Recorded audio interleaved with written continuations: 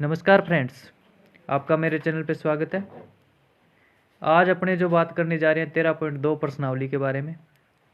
और 13.1 प्रश्नावली की वीडियो इससे पहले बना दी गई है और आज इसमें 13.2 कंप्लीट कर देंगे। तो अपने चलते हैं, ज़्यादा टाइम वेस्ट ना करते हुए फर्स्ट क्वेश्चन पे। फर्स्ट क्वेश्चन है कि एक ठोस एक अर्धगोले पर खड़े एक शंकु के आकार का है। यानी एक ठोस है, कोई एक अर्धगोले पे खड़ा है और वो जो ठोस है वो शंकु के आकार का है, जिनकी त्रिज्या 1 सेमी है। यानी जो ठोस है उसकी त्रिज्या क्या है? 1 सेमी है। जो शंकु है उसकी त्रिज्या दे रखी है और शंकु की ऊंचाई उसकी त्रिज्या के बराबर है। यानी शंकु की ऊंचाई भी उतनी है जितनी उस शंकु की त्रिज्या है। इस ठोस का आयतन पाई के पदों में ज्ञात करो। तो इसके अंदर अपने बात करें, जैसे देखो ये ऊपर ठोस था और नीचे अर्धगोला लगा रखा है। ये आकृति में देखो, ये नीचे अर्धगोला है और ऊपर ठोस क्या है? शंकु के आकार का है। इसकी अगर ऊंचाई 1 सेमी है और इसकी त्रिज्या भी क्या है? 1 सेमी है। दोनों दे रखी है अपने को। अब अपने देखो शंकु की त्रिज्या कितनी है? 1 सेमी। शंकु की ऊंचाई भी 1 सेमी। अर्धगोले की त्रिज्या, ये दोनों अर्धगोले और शंकु की त्रिज्या सेम है। ठोस का आयतन निकालना है तो ऊपर क्या है? शंकु, नीचे है अर्धगोला। तो शंकु, ये पहले तो अर्धगोले का आयतन और फिर शंकु का आयतन, चाहे पहले किसी का भी लगा लो। तो दोनों के दोनों लगा दिए मैंने आयतन के सूत्र। तो जो अर्धगोले का आयतन का सूत्र होता है 2/3 पाई आर की क्यूब, 2/3 पाई आर की क्यूब। और जो शंकु है उसका जो आयतन का सूत्र है 1/3 पाई आर स्क्वायर एच। दोनों में से क्या कॉमन आ रहा है? 3 इसमें भी है, 3 इसमें भी है, ऊपर 1 है, यहाँ भी 1 होता है। 1/3 पाई आर स्क्वायर, इसमें स्क्वायर है, यहाँ क्यूब है तो पाई आर स्क्वायर अपने बाहर निकाल लिया। तो अंदर बचेगा यहाँ पे बचेगा 2r प्लस में h। अब इसके अंदर आपने मान रख दो 1/3 का 1/3, r का मान पाई का पाई रखना है क्योंकि पाई के पदों में ज्ञात करना है। r की जगह 1 सेमी है तो 1 की स्क्वायर हो गया। 2r का मान 1 और h का मान भी 1, 2 एकम 2 और 1 3 हो गया। और यहाँ 1 की स्क्वायर 1 आएगी, 1/3 और 3 से 3 क्या हो जाएगा? कैंसिल। क्या बचा? पाई। और आयतन होता है उसको किस में लिखते हैं? सेमी क्यूब में। तो पाई आ गया। ठोस का आयतन क्या आएगा? पाई सेमी क्यूब। फर्स्ट क्वेश्चन हो गया और बिल्कुल सिंपल क्वेश्चन है, कुछ नहीं है, थोड़ा सा बस डायग्राम समझ लेना, सब कुछ हो जाएगा। दूसरा क्वेश्चन है, एक इंजीनियरिंग के विद्यार्थी रचेल से एक पतली एल्यूमिनियम का शीट का प्रयोग करते हुए एक मॉडल बनाने को कहा गया जो एक ऐसे बेलन के आकार का। यानी जो मॉडल बनाया वो कैसे है? बेलन का आकार का। बेलन आ गया, सीधी सी बात है, जिसके दोनों सिरों पर 2 शंकु जुड़े। यानी जो उसने मॉडल बनाया उसके दोनों सिरों पर, ऊपर वाला और नीचे वाला, दोनों पे क्या लगे हुए? शंकु लगे हुए। इस मॉडल का व्यास 3 सेमी है। तो आप सोच लो, व्यास 3 सेमी है तो त्रिज्या कितनी आएगी? 3/2 आएगी। यही शंकु की त्रिज्या होगी, यही बेलन की त्रिज्या होगी। और लंबाई कितनी है इसकी? 12 सेमी। यानी जो बेलन है उसकी लंबाई है तो 12 सेमी, तो ऊंचाई कितनी है? मतलब 12 सेमी लंबाई उसकी ऊंचाई होती है। यदि प्रत्येक शंकु की ऊंचाई 2 सेमी हो तो, यानी शंकु की ऊंचाई अलग से दे रखी है और बेलन की अलग से दे रखी है, तो रचेल द्वारा बनाए गए मॉडल की में अंतर्विष्ट हवा का आयतन ज्ञात करो। यानी उसके जो मॉडल बना है उसका आयतन ज्ञात करना है। क्या ज्ञात करना है? आयतन ज्ञात करना है। अब देखो अपने इस तरीके से ये डायग्राम पड़ेगा, हल करते हैं। ये देखो, ये बना हुआ था यहाँ पे बेलन, बेलन के ऊपर एक यहाँ शंकु है और एक नीचे वाली साइड, दोनों तरफ शंकु लगे हुए हैं। इनकी त्रिज्या क्या है? 3 सेमी है। और जो शंकु है उनकी उसकी ऊंचाई है 2 सेमी, ये देखो। और ये बेलन है, इसकी ऊंचाई 8 सेमी दे रखी थी। तो शंकु की त्रिज्या कितनी होगी? 3/2। यही बेलन की त्रिज्या होगी 1.5, 1.5। शंकु की ऊंचाई 2 सेमी है, बेलन की ऊंचाई कितनी आ जाएगी? बेलन की ऊंचाई कितनी आएगी? देखो भाई 8 और 2 और 2 4 12। या बेलन की ऊंचाई दे ही रखी है इसमें 8 सेमी, तो ये घटाने की जरूरत ही नहीं है। बेलन की ऊंचाई देखो ये दे रखी है 8 सेमी डायरेक्ट। मॉडल में जो अंतर्विष्ट हवा यानी कुल हवा बढ़ेगी, यानी उसका आयतन ज्ञात करना है। तो दो तरफ शंकु लगे हुए हैं, ये शंकु ये शंकु, तो दो तो शंकुओं का आयतन निकालना है और एक बेलन का आयतन निकालना है। जोड़ दो तीनों को, आयतन आ जाएगा। शंकु के आयतन का फॉर्मूला होता है 1/3 पाई आर स्क्वायर एच। बेलन के आयतन का होता है पाई आर स्क्वायर एच। तो 2 शंकु थे इसलिए इसको 2 से मल्टीपल कर दिया। अब इसमें आर और एच के मान रखो और आंसर आ जाएगा। देखो सॉल्व करो, 66 सेमी क्यूब आएगा। क्या आएगा? 66 सेमी क्यूब। ध्यान रखना, इनकी इकाई जरूर लगानी है आपको, इकाई के बगैर आपका क्वेश्चन सही नहीं होगा। आयतन होता है वो हमेशा सेमी क्यूब में, मीटर क्यूब में। आयतन किस में होता है? सेमी क्यूब, मीटर क्यूब में होता है। क्षेत्रफल होता है वो हमेशा वर्ग के अंदर होता है, यानी स्क्वायर लगती है क्षेत्रफल में। परिमाप आ गया, परिधि आ गई, त्रिज्या आ गई, तो बिना वर्ग या बिना जैसे सेमी है तो सेमी में आएगी, मीटर होगा तो मीटर में आएगी, उसमें कोई किसी प्रकार का वर्ग या क्यूब नहीं लगेगा। तीसरे क्वेश्चन पे बात करते हैं। एक गुलाब जामुन में उसके आयतन की लगभग 30% चीनी की चाशनी है, यानी उसका जो कुल आयतन है उसका 30% क्या है, चीनी की चाशनी। 45 गुलाब जामुन एक बेलन के आकार के, यानी जो गुलाब जामुन 45 है तो बेलन के आकार के, सीधी सी बात है, बेलन आ गया, जिसके दोनों सिरों पर अर्धगोले हैं, यानी गुलाब जामुन के दोनों सिरों पर क्या लगे हुए हैं, अर्धगोले लगे हुए हैं। इस तरीके से ध्यान रखना। तो इसकी लंबाई 5 सेमी और व्यास कितना है, 2.8 सेमी, यानी त्रिज्या कितनी आ जाएगी, 1.4 आ जाएगी। लंबाई दे रखी है पूरी 5 सेमी दे रखी है। तो अब देखो अपनी बात करते हैं डायरेक्ट। ये देखो, ये कोई बर्तन है, इसके अंदर जो है क्या है, गुलाब जामुन है, ठीक है। तो इस गुलाब जामुन को बाहर निकाल लिया। निकालने के बाद ये पूरा गुलाब जामुन की लंबाई कितनी है, ये है, ये लंबाई ही इसकी ऊंचाई होती है 5 सेमी। और बेलन इनका व्यास कितना है, जो अर्धगोले लगे हुए हैं, 2.8 सेमी था। तो त्रिज्या कितनी आएगी, 1.4 आएगी। त्रिज्या 1.4 आएगी तो ये इस गोले की ऊंचाई कितनी आ जाएगी, यानी गोले की लंबाई जो अर्धगोला लगा हुआ है 1.4 इसकी, 1.4 इसकी, बीच में जो भाग है बेलनाकार, इसकी जो ऊंचाई है वो कितनी आ जाएगी, 5 में से 2.8 घटाएंगे तो क्या बचेगी, 1.4 1.4 2.8 घटेगी तो क्या बचेगी, देख लो आप, 2.2 सेमी बचेगी। यानी अब देखो, अर्धगोले के सिरे का व्यास 2.8 सेमी, अर्धगोले सिरे की त्रिज्या 1.4 सेमी, पूरे गुलाब जामुन की लंबाई 5 सेमी है। तो बेलनाकार ओलनी बेलनाकार भाग है उसकी ऊंचाई निकाली है, तो पूरी 5 थी, 5 में से दोनों तरफ अर्धगोले थी, उनकी त्रिज्या को जोड़ के घटा दिया और उनकी ऊंचाई घटा दी, मतलब 5 में से 2.8 घटेगा तो 2.2 सेमी आएगा। अब सभी गुलाब जामुन कितने थे, 45 थे, उनका आयतन निकालना है तो क्या आ जाएगा, 45 से मल्टीपल कर देना। और क्या क्या है, अर्धगोला है, अर्धगोले का आयतन प्लस बेलन है तो बेलन का आयतन।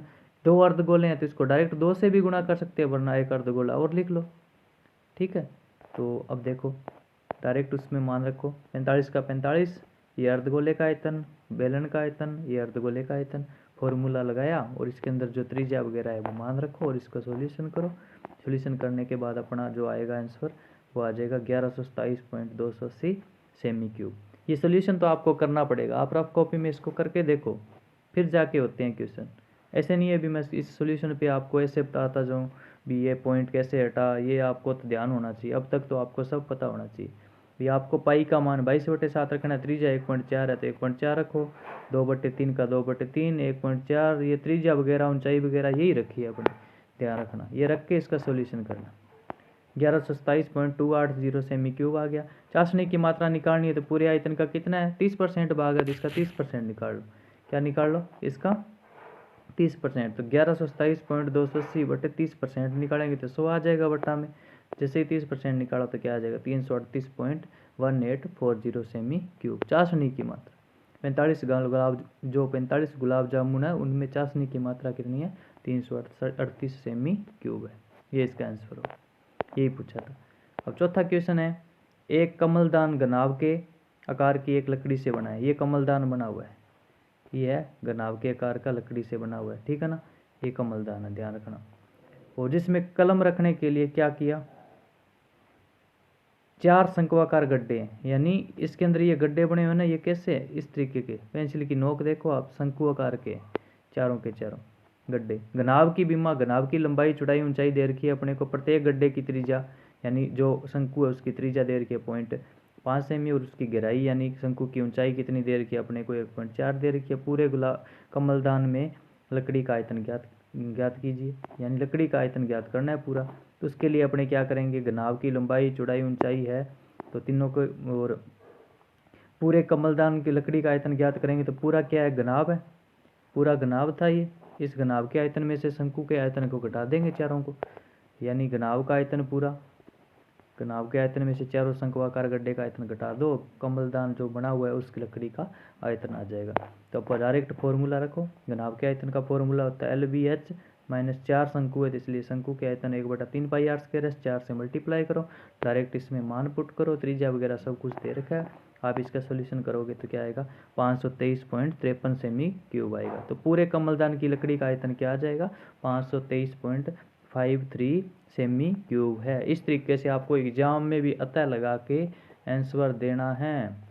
जो पूछा है वो जरूर देना इस तरीके से। देखो किस तरीके से सोल्यूशन किया हुआ है। ये इक्वल के निशान देखो आप, इस क्वेश्चन में आप इक्वल के निशान देखो पूरे के अंदर कैसे क्रम से लगाए हुए हैं। इस तरीके से आपको एग्जाम के अंदर भी इक्वल के निशान लगाने हैं। हिंदी वाले की तरफ नहीं है, ये देखो हिंदी लिखी हुई है, यहाँ कोई इक्वल का निशान नहीं है ना, पहले नहीं है तो यहाँ आपको नहीं लगाना। और जो मैथमेटिक्स जो भी सोल्यूशन करोगे तो उसमें पहले इक्वल का निशान लगाना। तो सभी के सभी अगर क्रम से लगाओगे आप तो बहुत ही ज़्यादा इफेक्ट पड़ेगा और आपको नंबर भी अच्छे मिलेंगे। एक 5 नंबर क्वेश्चन पे बात करते हैं। एक बर्तन में एक उल्टे शंकु के आकार का है। एक बर्तन क्या है, एक उल्टे शंकु के का, यानी एक शंकु के आकार का बर्तन है, सीधी सी बात है। इसकी ऊंचाई दे रखी है शंकु की 8 सेमी। इसकी ऊपरी सिरा जो खुला हुआ है, यानी उल्टा शंकु है तो ऊपर वाला भाग जहाँ पे ये इस तरीके से होगा तो ये ऊपर वाला भाग मान लो खुला है। इसकी त्रिज्या कितनी है, 5 सेमी। यहाँ ऊपर तक पानी से भरा हुआ है, यहाँ तक भरा हुआ है मान के चलो। जब इस बर्तन में शीशे की कुछ गोलियाँ डाली जाती है, इस तरीके से गोलियाँ डाली जाती है इसमें, तो कुछ गोलियां जिसमें प्रत्येक 0.5 सेमी त्रिज्या वाला एक गोला है, यानी कुछ गोलियां डाली, उनकी त्रिज्या कितनी है, एक की 0.5 सेमी है। तो डाली जाती है तो इस भरे हुए पानी में 1/4 भाग बाहर, यानी ये भरा हुआ पूरा था, जब गोलियां डाली तो 1/4 बाहर भाग निकल जाता है पानी का। तो बर्तन में डाली गई शीशे की गोलियों की संख्या निकालो। तो आपको सीधी सी बात है, ये देखो इस तरीके से बना हुआ है, इसकी त्रिज्या दे रखी है, ये पूरी ऊंचाई दे रखी है, और ये जो गोली है उसका जो त्रिज्या है वो 0.5 सेमी है।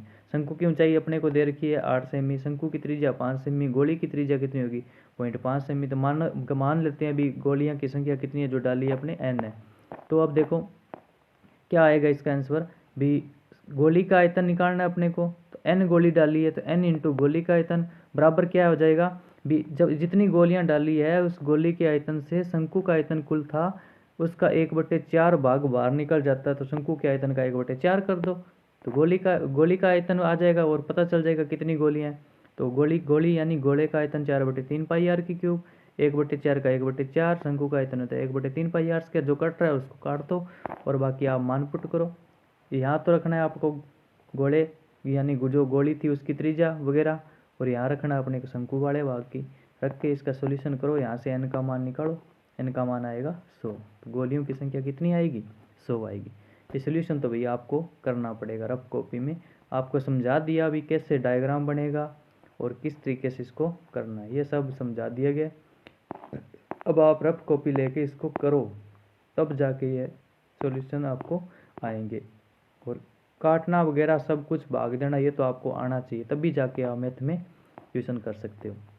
अब छठे क्वेश्चन पे बात करें तो छठा क्वेश्चन है अभी ऊंचाई 220 सेमी, ऊंचाई दे दी, व्यास दे दिया, त्रिज्या निकल जाएगी, बेलन है जिस पर ऊंचाई 60 सेमी और त्रिज्या 8 सेमी वाला अन्य बेलन, दो बेलन है आरोपित किए हुए एक दूसरे के ऊपर, दोनों की अलग अलग त्रिज्या और ऊंचाई है, से लोहे का स्तंभ बना, यानी ये जो बेलन का जो भाग है इससे लोहे का एक स्तंभ बनाया गया। इस स्तंभ का द्रव्यमान ज्ञात करो, जबकि दिया है कि 1 सेमी क्यूब लोहे का द्रव्यमान 8 ग्राम है। तो ये देखो यहाँ से पता चल रहा है इसमें क्या निकालना है, सेमी क्यूब आ गया ना, इसका मतलब आयतन, सेमी क्यूब आ गया इसका मतलब क्या आएगा, यहाँ देखो सेमी क्यूब दिख गया, सेमी क्यूब मतलब 1 सेमी क्यूब निकाल लो पहले, यानी आयतन निकाल लो, इसका आयतन निकाल लिया तो 1 सेमी क्यूब का अगर इतना है 8 द्रव्यमान तो जितना आयतन आएगा उससे किससे मल्टीपल कर देंगे, 8 से मल्टीपल कर देंगे, आंसर आ जाएगा। ये देखो इस तरीके से है, ये नीचे एक बेलनाकार भाग था, ऊपर एक बेलन रखा हुआ है, इसकी ऊंचाई 220 सेमी है और इसकी ऊंचाई 60 सेमी है, ये 24 सेमी इसकी त्रिज्या है और इसकी त्रिज्या अलग दे रखी है अपने को, ऊपर वाले की त्रिज्या 8 सेमी थी, बस दे रखा है सारा कुछ। मोटे बेलन की ऊंचाई कितनी है, एच मान लो कैपिटल 220 सेमी, व्यास दे रखा है इसका 24 सेमी, तो त्रिज्या कितनी आएगी इसकी बेलन की, मोटा जो बेलन है उसकी 12 सेमी। मोटे वाले में कैपिटल मान लेना आर और एच, और छोटे वाले में छोटे मान लेना। पतले बेलन की ऊंचाई है 60 सेमी और त्रिज्या 8 सेमी दे रखी है, बस दोनों का क्या करना है, आयतन निकालना और जोड़ना है। लोहे के स्तंभ बन गया पूरा दोनों बेलनों से, pi r square h plus small pi r square h, ये छोटे का हो जाएगा और ये बड़े का हो जाएगा, दोनों में से पाई कॉमन आ रहा है और मान पुट करो और सॉल्यूशन निकालो। ये आ गया, कितना आ गया, यानी 1,11,532.8 सेमी क्यूब इसका आयतन आ गया। अब लोहे का द्रव्यमान कितना आएगा, इसको किससे मल्टीपल कर देंगे, 8 से कर देंगे, क्योंकि 1 सेमी क्यूब का अगर 8 ग्राम है द्रव्यमान तो इतने सेमी क्यूब का निकालेंगे तो 8 से मल्टीपल कर देंगे तो क्या आएगा, 8,92,262.4 ग्राम आ जाएगा। ठीक है, तो द्रव्यमान किलोग्राम में निकाल लो, ये ग्राम में आया, किलोग्राम में निकालेंगे तो किसका भाग दे देंगे, 1000 का भाग दिया तो 892.2624 किलोग्राम आ गया। लोहे के अर्थार्थ या अतः लगा के लोहे के स्तंभ का द्रव्यमान आएगा 892.26 किलोग्राम। ठीक है ना, ये आ गया। आगे देखो क्वेश्चन नंबर 7, एक ठोस में ऊंचाई 120 सेमी त्रिज्या दे रखी है, एक शंकु है। भी सीधी सी बात, ठोस है उसमें एक शंकु की त्रिज्या इतनी है और ऊंचाई इतनी है, जो 60 सेमी त्रिज्या वाले एक गोले पर है, यानी जो गोला है उसकी त्रिज्या कितनी है 60 सेमी, इसके ऊपर अध्यारोपित, यानी एक गोले के ऊपर शंकु को अध्यारोपित किया जाता है। एक गोले के ऊपर एक अर्धगोला है, उसके ऊपर एक शंकु को अध्यारोपित किया जाता है। ठीक है ना, इस तरीके से। तो इस ठोस को पानी से भरे हुए एक लंबवृत्तीय बेलन में इस प्रकार सीधा डाल दिया जाता है कि यह बेलन की तली को स्पर्श करे। यानी ये जो ठोस बनाया हुआ है, इसमें से जो पानी था वो एक बेलनाकार बर्तन में डाल दिया जाता है। जो बेलन है उसकी त्रिज्या 60 सेमी, ऊंचाई 160 है। बेलन में शेष बचे पानी का आयतन ज्ञात करो। अब देखो इस तरीके से बनेगा, यानी ये अर्धगोला था, इसके ऊपर शंकु लगा हुआ है और ये जो पानी डाला है इस बेलनाकार भाग में डाल दिया। अब इसका आयतन निकालना, तो आपको पता होना चाहिए, बता दिया कि जो पूरा जो भाग है, जो बेलनाकार भाग बना, उसकी जो पूरी ऊंचाई कितनी है अर्धगोले समेत 180 सेमी, और जो ऊपर शंकु लगा था उसकी भी 120 सेमी ऊंचाई है। तो ठोस के शंकु की ऊंचाई 120 सेमी है और शंकु की त्रिज्या कितनी है 60 सेमी, ये दे रखा है क्वेश्चन में। अर्धगोले की त्रिज्या 60 सेमी है। बड़े बेलन की ऊंचाई कितनी है 180 सेमी, बड़े बेलन की त्रिज्या 60 सेमी, ये दे रखा है। शेष बचे पानी का आयतन क्या करोगे, बड़े बेलन का आयतन माइनस ठोस का आयतन, यानी ठोस जो बना हुआ है शंकु लगा के अर्धगोला लगा के, दोनों का जो आयतन है वो बड़े बेलन के आयतन में से घटा देंगे, बस शेष बचे पानी का आयतन आ जाएगा। तो देखो बेलन का आयतन क्या आ जाएगा, बड़े बेलन का आयतन है πr² है, इसमें शंकु का आयतन अर्धगोले का आयतन जोड़ के दोनों को घटा दो। मान आपको दिए हुए, पुट करो और आंसर निकालो, क्या आ जाएगा सेमी क्यूब में 7 लाख, ये 79,20,000 सेमी बटा 7 सेमी क्यूब, 7 का भाग दिया तो कितना आ गया 11,31,428.57 सेमी क्यूब। आयतन सेमी क्यूब में होता है। इसको आयतन को घन मीटर में बदलेंगे, घन मीटर में बदलेंगे तो क्या आ जाएगा 3 बार 100 से मल्टीपल, यानी घन मीटर में। पहले सेमी क्यूब को सेमी को मीटर में बदलेंगे, फिर मीटर क्यूब में बदलना है, इसलिए यानी सेमी को मीटर में बदलते हैं तब 100 का भाग देते हैं, और 100 का भाग दिया तो क्यूब है लगी हुई थी, इसलिए 100 को कितनी बार गुणा करना है 3 बार भाग देना है। 3 बार भाग दिया तो कितना आ गया 1.131 मीटर क्यूब लगभग। ठीक है ना, ये है इसका आंसर, ध्यान से समझ लेना। यहाँ 3 बार 100 क्यों आया, क्योंकि क्यूब था। एक बार अगर क्यूब नहीं होता, सीधा मीटर या सेमी होता तो सिर्फ 100 का भाग देते। अब क्यूब लगा हुआ था इसलिए 3 बार 100 का भाग देना पड़ेगा। ठीक है ना, तो ये हो गया। अब 8 नंबर क्वेश्चन पे बात करें। एक गोलाकार कांच के बर्तन की एक बेलन के आकार की गर्दन है, यानी गोलाकार कांच का बर्तन है, गोलाकार है, उसके जो बेलन के आकार के ऊपर गर्दन है, यानी ऊपर बेलन है, जिसकी लंबाई 8 सेमी और व्यास है 2 सेमी, जबकि गोलाकार भाग का व्यास है 8.5 सेमी। इसमें भरे जा सकने वाली पानी की मात्रा माप कर एक बच्चे ने यह ज्ञात किया कि बर्तन का आयतन 345 सेमी क्यूब है, यानी कुल बर्तन है उसका आयतन दे रखा है कि 345 सेमी। जांच कीजिए कि बच्चे का उत्तर सही है या नहीं, यह मानते हुए कि उपरोक्त मापन आंतरिक मापन है। अब आपको ज्ञात करना है। ये देखो, ये गोला है जिसका व्यास है 8.5 सेमी और इसके ऊपर क्या है एक बेलनाकार भाग है, इसका व्यास है 2 सेमी और इसकी ऊंचाई कितनी है 8 सेमी। ये दे रखा है अपने को सब कुछ, इस तरीके से ये डायग्राम बनेगा। अब गोलाकार भाग का व्यास तो ये है, तो इसकी त्रिज्या कितनी आएगी, ये आ गई 8.5/2। बेलनाकार गर्दन की ऊंचाई 8 है, यानी बेलनाकार जो भाग है बेलन है उसकी ऊंचाई 8 है और जो बेलन का व्यास है वो 2 सेमी। अब वजन की त्रिज्या कितनी आएगी 1 सेमी आएगी। तो इसमें भरे जा सकने वाली पानी का आयतन निकालेंगे तो क्या करेंगे, बेलन का आयतन और गोले का आयतन दोनों को क्या कर देंगे, जोड़ देंगे। अब देखो, गोले का आयतन का सूत्र होता है 4/3 πr³ और बेलन का आयतन होता है πr², दोनों जोड़ दो। अब ये ध्यान रखना है, अगर 2 आ गए ना उसमें एक की त्रिज्या कैपिटल आर मान लेना, दूसरे की स्मॉल आर मान लेना। अगर 2 h होते हैं तो एक को कैपिटल H मान लेना, दूसरे को स्मॉल h मान लेना, तब गलत नहीं होगा। पाई का मान कितना रखना है अपने को 3.14 और बाकी त्रिज्या वगैरह सब कुछ दिया हुआ है, वो मान पुट करो, आंसर निकालो, सॉल्यूशन करोगे तो 346.51 सेमी क्यूब आएगा। यहाँ बच्चे द्वारा माप ज्ञात की गई है वो सही नहीं है, यानी अपना ये आया, उसने क्या बताया था 345 पॉइंट कुछ या 345 सेमी क्यूब बताया था, 345 सेमी क्यूब बताया था बच्चे ने, तो वो क्या है गलत है। तो क्या आएगा 346.51 आएगा, तो ये इसका आंसर है। अब देखते हैं, बस इतने क्वेश्चन थे। आपकी 13.2 प्रश्नावली कंप्लीट होती है।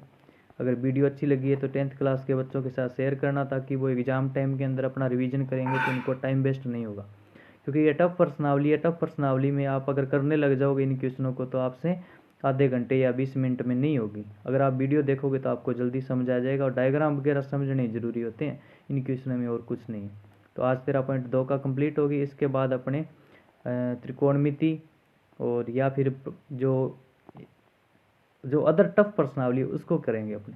तो धन्यवाद फ्रेंड्स।